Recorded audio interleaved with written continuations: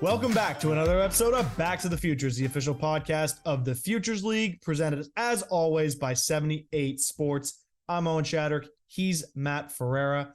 The Futures League is back with some big news. We have announced our destination for the 2024 All-Star Game, and we're going where the champions live, in Norwich, Connecticut at Dodd Stadium. They are celebrating their 30th anniversary. We are going to help them do that by bringing our All-Star Game there for 2024. The best and brightest in the Futures League will be hitting and pitching and doing it all in Dodd Stadium in Norwich, Connecticut. It's going to be great. It's going to be beautiful. We'll see the league's best talent in Norwich. And speaking of Norwich, Ryan Hyde, congratulations on being the captain of the UConn baseball team for this upcoming season. Along with Norwich Unicorns, got named Organization of the Year. A huge recognition for them, as well as with CJ Knutson, who would be named the Executive of the Year with the Vermont Lake Monsters and staying in Vermont. The Staffer of the Year, Alex Perotti. Congratulations to all of them for their incredible achievements. Yeah, congratulations to Ryan Hyde as a Norwich Unicorn and now a captain of the UConn Huskies. Very well deserved. He's had a great career for the Sea Unicorns. Organization of the Year and Executive of the Year speak for themselves. Alex Perotti has been great in Vermont as well. A former Futures Leaguer is back in the back in the New England baseball scene in the Red Sox organization as Mickey Gasper was picked up in the Rule 5 draft from those New York Yankees. Congratulations to Mickey to being welcomed back here into the proper New England baseball culture. But for this episode, we have another guy who swung through New England to play for the Futures League on his way into the Red Sox organization. It was Justin Riemer who played for the Brockton Rox in 2021, and he is on our podcast this week, Matt. Yep, just another guy from Futures League to the Red Sox, but he was very smart in talking about how he's gone about his business throughout his baseball career. Yeah, he talks about his time in Brockton. He talks about getting that call from the Red Sox in the 4th round, being drafted alongside fellow Futures Leaguers, including his teammate Jerron Watts-Brown, among other things. It's a great interview and one you don't want to miss. And the good news is you don't have to miss it because you're already here. And I think we're gonna send them to it. Matt, you got anything else for the crew here? I think it's time to send it their way. All right, y'all. Justin Riemer coming on your screens right now. We are honored to be joined by our next guest here on Back to the Futures. He spent the 2021 summer in Brockton and was recently drafted this past summer by the Boston Red Sox. It's Justin Riemer. Justin, how you doing today? I'm doing great. How are you guys? We're doing well, man. And we'll start with the obvious. We'll start with draft day. Going all the way back, though, that day or that week, what were some of the preparations and anticipations you had leading up to that day? There was a lot of anxiety leading up to the day, a lot of preparations for it. But overall, just excitement, getting ready for the day. And when the day came, it was a day that I'm never going to forget. Being with my mom and my girlfriend, watching my name come across the screen is a memory that's going to stick with me forever. And you said it would be a day you never forget. What were the exact emotions or thoughts going through your head when you saw your name get called? Emotions, I don't know if I can actually put my finger on it. I really kind of blacked out. There was just a lot of excitement, obviously, and it's hard to put my finger on emotion. I kind of just was in shock for the rest of the day, honestly, probably for the rest of that week. And when you heard your name get called, any deja vu coming back to New England to play baseball? A little bit, actually, because a few of my buddies texted me and we were reminiscing a little bit. So it was something that was brought up, and we were definitely reminiscing about that summer. And then for you, you've obviously had a great baseball journey, but when did it hit you that playing baseball professionally could be in your future? It was something that I had a dream of doing for a very long time.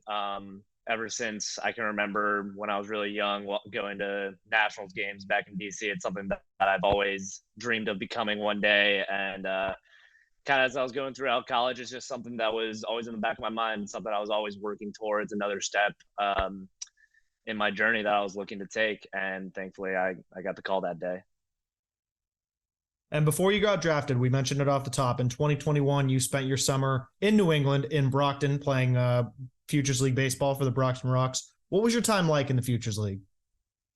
Oh, it was a blast. It's one of my most memorable summers I've had of recent years. Just the environment, my team, all of my teammates, the coaches that I was able to interact with, all of it was just so memorable and something that I will remember for a long time.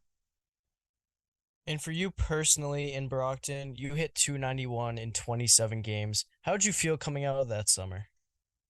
I felt really confident, facing some really good competition up there in the Futures League. There always is really, really good arms there to face. And being able to put up some numbers that I was decently happy with was something that I was definitely proud of coming out of that summer. Like I said, just facing that was before I ever faced any college pitching since I had redshirted my freshman year over at Wright State. So being able to face those arms was really a good experience for me. And you talked about the good experience facing all the college arms, but what was the best part about playing for Brockton? Honestly, probably the team. I had such a blast with all the guys. Just the environment in Brockton and the way that they made sure to take care of us throughout the whole summer, and overall, just like all the travel, all the new places I got to see up in New England that I hadn't been before. It was just all of that combined was really a great experience.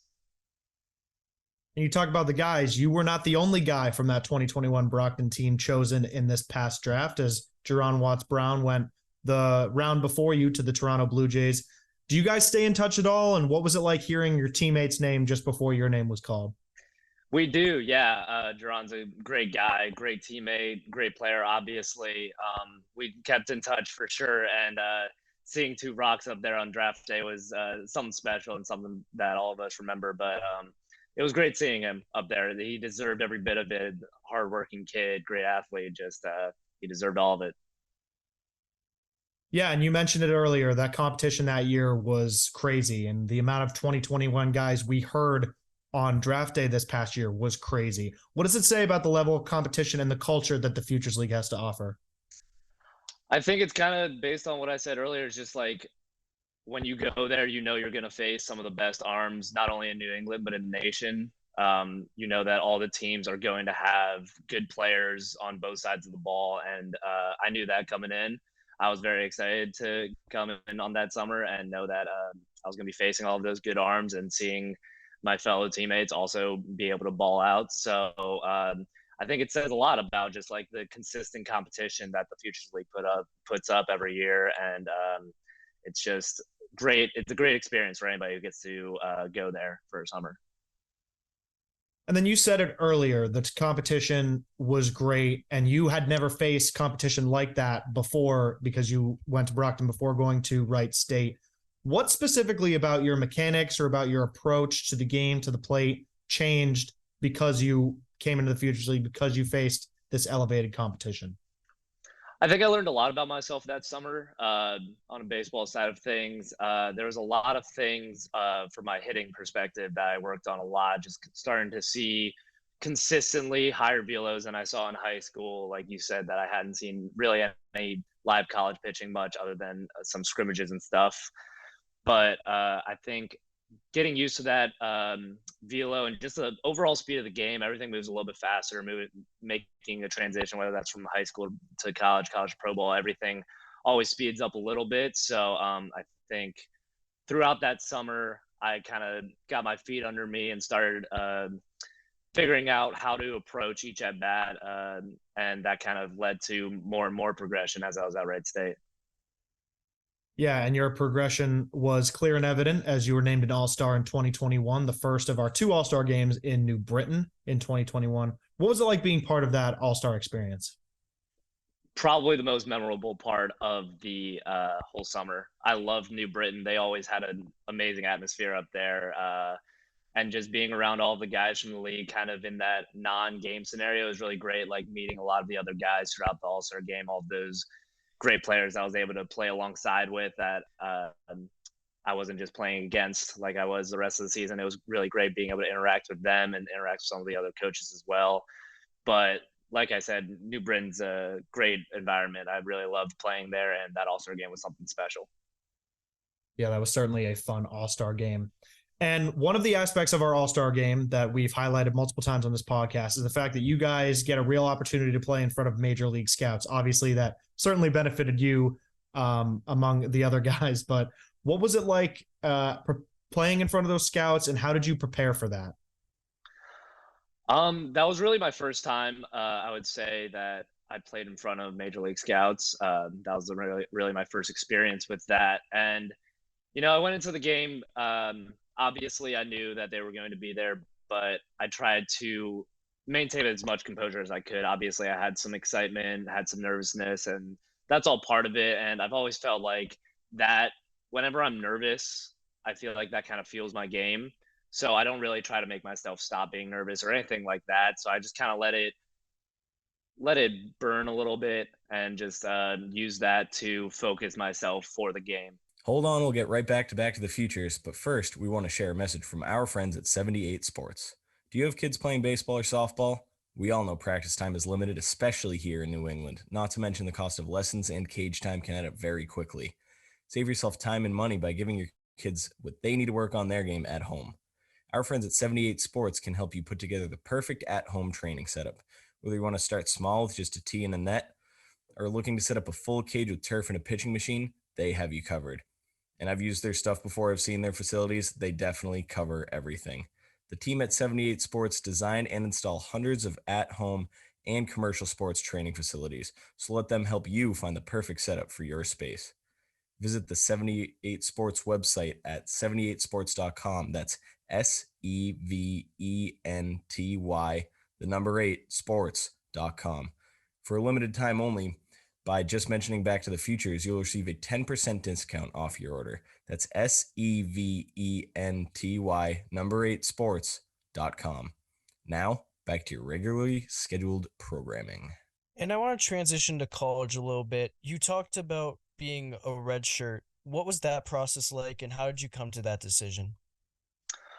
So it was a process that we talked about a lot as I was getting recruited by Wright State and kind of that fall and winter leading up to that spring season. It was just going to be the best decision for me. And looking back, I still believe it was the best decision for me to save that year of eligibility. We had some really, really talented infielders ahead of me, some draft picks as well. We got Tyler Black, who's in the Brewers organization, Damon Dews, who's a free agent pickup for the Giants, just really talented infielders. And being able to be a redshirt that year, I think, was particularly beneficial to me because I got to watch those guys compete day in and day out and how they went about their business. And I credit a lot of who I am now and how I go about my work to watching them every day and about how they go about their business. And you said it's beneficial to be to have redshirted, and you also said it was beneficial seeing college arms in the Futures League, and that paid off as a red shirt freshman when you hit 329 in 44 games with 13 doubles and 2 homers, en route to being the Horizon League all freshman and all tournament teams. Production like that, it's not often seen by somebody so young. How were you able to produce at such a high rate, being an underclassman? I think the biggest thing for me was taking each day for its own, really attacking each day the same way, going about my business the same way, not like worrying, oh, I went 0 for 4 yesterday. I really got to make up for it today. Nothing like that. Just really going after my business the same way and knowing what worked well for me. I think I grew a lot that year in the box, figuring out what approaches worked for me, things like that.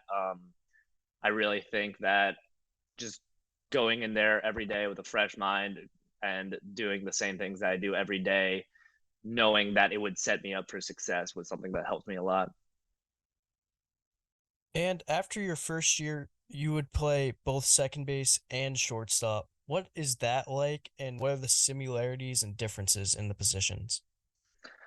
I love both positions equally, so I've always bounced back and forth a lot. I think there's a lot of responsibilities at both positions. You have some obvious footwork and glove work differences between the two positions, but I think there's a lot of importance that comes with each position. And shortstop's obviously a little bit of a longer throw, so maybe you got to practice that a little bit more. Second base, some would argue it's a little bit harder of a double play feed, so some would argue that that part of the second base is harder.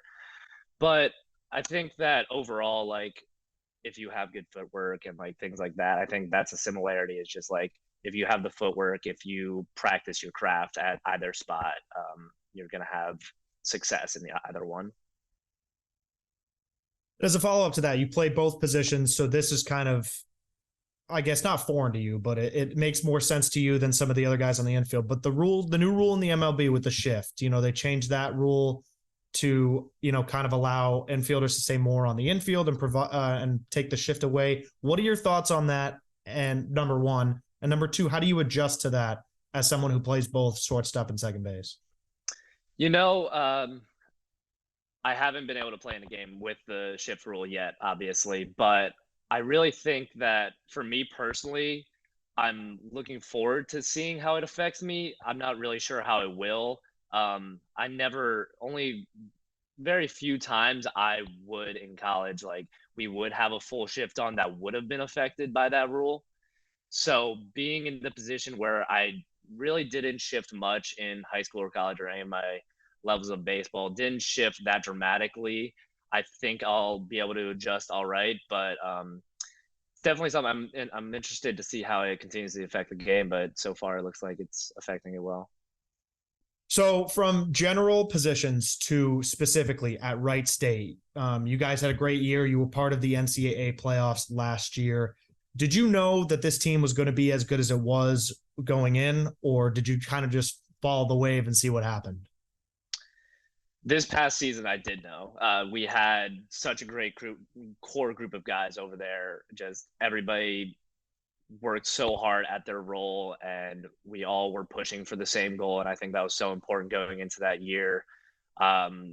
Such a talented team that we had this year. When I went down back in March, it was just like right away, we were able to fill the spot. Somebody was ready to step up and make the next play, make the next at bat.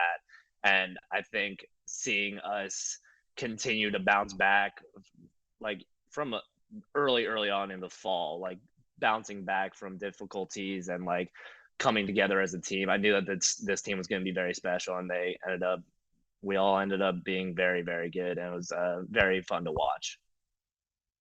You talked about as early as fall, you noticed people stepping up, but you were talking about that core group of guys. Did you know when the season ended 2 years ago now, that this team was going to be special?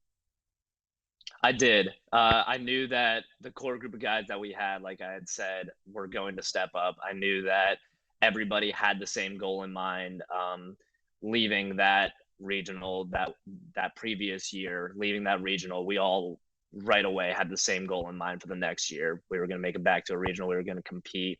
We were going to win our conference championship. I knew that those guys had the drive that it took to be as good or better as the last year. And I feel like we all kind of felt it from the start that we had the drive and we had the capability and the skills to do that. And you mentioned it this past season. Unfortunately, you did go down tearing your ACL and had undergoing season-ending surgery. I do want to ask about that, but first, how about an update on your recovery? How's that process going? Have you done any baseball activity yet? I know it's a little soon. So we're starting to. The recovery is going really well. Everyone down here in Fort Myers has done an amazing job. They've been ridiculously supportive, and they're all so smart about everything. And I wouldn't be where I am without their help over the last couple of months I've been down here. But a little bit of an update. I'm starting to. I've been going through my hitting progression. I started hitting about a month and a half ago. Started hitting again. Been starting to throw. Starting to run a little bit. So we're getting back to normal a little bit, starting up some baseball activity, which is something that I'm very happy about. That's great news. That's great news. And then kind of to start it off generally, what is the process like coming back from a major knee injury?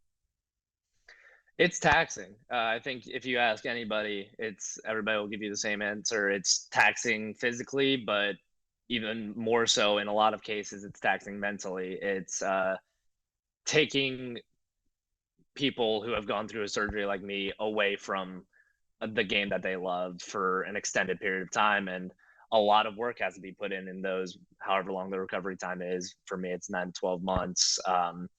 It's a grind throughout the whole thing, but it's a process that I've learned a lot about myself throughout, and just being able to go through this adversity is something that I think will definitely benefit me later in my career. And unfortunately, the ACL tear, it happened rather early in your NCAA season. How did you stay involved with the team throughout the season while being injured? It wasn't hard, honestly. I was down for probably about a month where I wasn't able to get around much, wasn't able to go to games and practice as much, and that hurt me a lot. So when I was finally able to go back out there and rejoin the team for games and then rejoin the team for more practices and stuff, it was something that I enjoyed a lot. And being able to watch some of my closest friends in college go out there and ball out the entire rest of the season that I was able to watch was something that was very special to me. And because I know how hard all of us worked to get to that point in the season and how hard we worked to be as good of a team as we are. So it was very exciting for me to watch that pay off for everybody. And I was curious on the rehab since you tore your ACL at Wright State. What was it like transitioning your rehab from Wright State medical staff to a Boston Red Sox medical staff?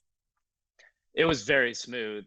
Everybody that I had at Wright State, that I had at my PT place back in Ohio, they were all for it. They were so excited for me, and they were talking to my future PT back then down here, and we were getting everything squared away. And I really am grateful for them. It was for the smooth transition that they helped me with to get right back at it down here. It was very smooth, and I give it to everyone give my thanks to everyone who helped with that process, because it was complicated, but it worked out really well. Before we return to Back to the Futures, we want to share a message from our friends at Zorian Bat Company. Rob Zorian started the company Zorian Bat Company in 2003, literally out of the trunk of his car in Davie, Florida. Within 2 years, he was selling his wood bat line to Major League Baseball and continues to manufacture the highest grade wood bats for Little League all the way up to the majors. Rob Zorian, founder and president of Zorian, says, I started the company in 2003 to service all baseball players in the United States and beyond. And after 19 years, our mission has not changed. We are very excited to have the opportunity to work with the Futures League and wish all of our players and coaches a healthy and successful season ahead. For more information about Zorian, visit their website, zorianbats.com. Zorian, America's baseball brand. Now, back to the Futures. And you were the 42nd player in program history and the 18th draft pick over the last 9 drafts out of Wright State. Did you have any help from former teammates or Wright State alumni through the draft process, or any tips from Coach Sogard? I did. Alumni, Coach Sogar, Coach Metzger, Coach Sloan, everyone was so supportive throughout the whole process. I definitely picked their minds, picked a lot of people's minds, a lot of our recent alumni who I had played with, and our coaches. I was talking to them a lot about it, and I couldn't have asked for a more supportive group around me, whether that was obviously the coaches and the alumni, but also my family, and just everyone around me was so supportive throughout the whole process. And I really, really thankful for everyone who I had around me, including especially the coaches at Wright State. And after the draft, the Red Sox would assign you to the Florida Coast League. What was that experience like, getting a little taste of professional baseball under your belt? It was great. It was really a blast being able to come down here with my draft class, and being able to experience kind of all of Fort Myers and the spring training complex together for the first time. Being able to bond with each other throughout those first couple months was really special and a lot of fun. And watching the FCL team and some of my draft class buddies join the FCL team to compete out there was something that was also very enjoyable to watch, and overall just a great experience at JetBlue. And we've seen the Red Sox draft lots of middle infielders in the first few rounds in the last few years. Have you learned anything from those players, or has it added any motivation to you? I've learned endless things. I've been lucky that to been surrounded by a lot of our past draft picks and obviously our draft picks from this year as well. My fellow draft classmates, really learned a lot from them. Kind of like same thing I learned at Red State. I feel like it's the same process, no matter what level. When you're first arriving to a level, you kind of pick their minds and like see how they go about their business, see how professional ball is, things like that. And I'm lucky to have been surrounded by a lot of those guys down here in Florida. So it's been really insightful and interesting to learn about pro ball through them before I get ready for my first pro ball season next year. Yeah, that's fantastic. And, we've heard many stories from other draftees. Did anyone contact you within the organization when you were selected? Yes, I did have a few, definitely feel like welcome to the organizations, welcome to the families. And it's something that I appreciate a lot because I was still a scared little 21-year-old being like, oh my gosh, I'm going to a professional organization. So it was definitely comforting and very comforting to have those open arms as I was first joining the organization. And I always find it, I'm always curious to find out, especially from people that make it to professional levels, who the biggest influences on their baseball careers and players they idolized as a kid and now that they got drafted. Whew, that's a tough question. I'm gonna go. Definitely had a lot of players that I idolized growing up, going all the way back to like when I was very young, Felipe Lopez, back on the older Nats teams, and then more recently throughout high school and college, like Francisco Lindor, Anthony Rendon, a lot of those like really good players from this generation as well. I model my game. I model my game with those guys a lot, but overall like the impact of just like each of the coaches that I've had at each level and all of the extremely talented baseball players that I was able to play with in high school and that I was able to play with and watch in college is something that I accredit a lot of my skills and my work ethic to, is kind of being around all those great influences throughout my career. And we have a couple more questions for you, Justin, here before we wrap up. And we're going to go back to the Futures League for these ones. When your first year in Brockton, obviously, you were new. A couple of the guys on the team were veterans. What was the best advice that you were given during your first year in Brockton? I think the best advice that I was given was to just stay within myself. I think that was a big thing for me, stepping onto that field, playing all that new college arms and facing all those new college arms I hadn't really seen much of before.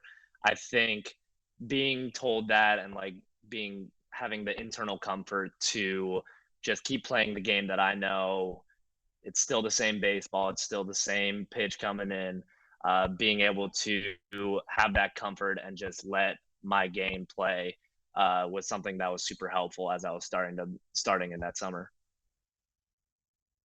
And then we're here at about the beginning of December. So players are going to start thinking about summer ball, thinking about starting contracts. For those who are new, for those who are going into this blind, what's the best advice that you can give to those guys to have a fulfilling summer and a fun summer? Kind of how you ended that, just have fun and taking the moment every single day. It's something that I've said a lot, and it's something that I'll continue to live by. And it's something that I learned a lot from the adversity of this injury as well. It's just don't take any of those days for granted. There's some long trips, there's some long road trips that sometimes will feel very extended, but it's something that you don't get experience very often. And it's really such a great experience being able to go out there and experience all these new places and new teams to play and new stadiums. It's something that you'll never forget. So you just have to go out there every day and really take in the moment and enjoy the moment.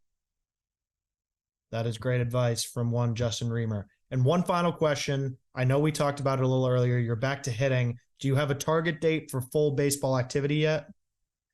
Yes, so we are shooting for the goal ever since I've been down here is to be full go by the beginning of spring training. So far, we're on track for that. So, barring any setbacks, we're still shooting for me to be full go by spring training. You heard it here, folks. Justin Riemer should be ready for the start of spring training. We are so excited to see that and where the rest of your career goes. Justin, thank you so much for joining us today. Best of luck with everything, and we can't wait to see you in a Red Sox uniform, man. Thank you so much for having me on. I really appreciate it. Absolutely. This has been season 8, episode 4 of Back to the Futures, the official podcast of the Futures League. Be sure to subscribe to our podcast. We're on Apple Podcasts, Spotify, SoundCloud, and YouTube. Thanks for tuning in. We'll see everyone soon.